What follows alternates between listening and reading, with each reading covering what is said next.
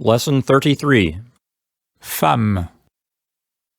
Now for me, this word is tough to pronounce correctly because it really looks on paper very different than what I would expect it to sound like.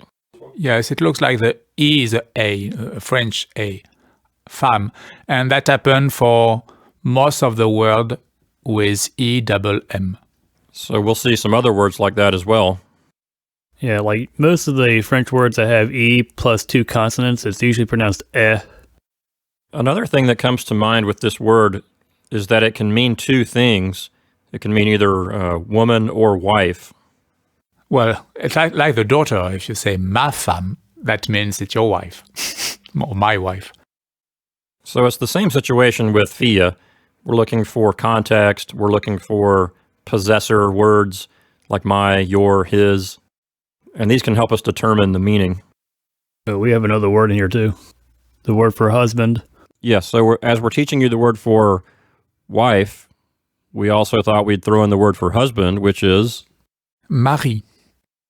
For those of you listening at home, be careful to get the gurgled French R sound in the middle of this word. Here's a bit of etymology for you. The French word Femme comes from the Latin word femina, which means woman. Of course, in English, we also get words like feminine from it.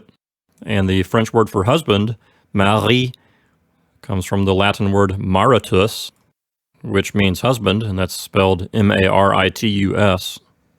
And of course, you can see how that's related to other English words like marital or marriage.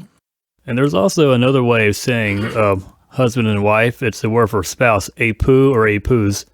Now that reminds me of the English word spouse, and it's probably also related to the Spanish words esposo and esposa, which also mean spouse.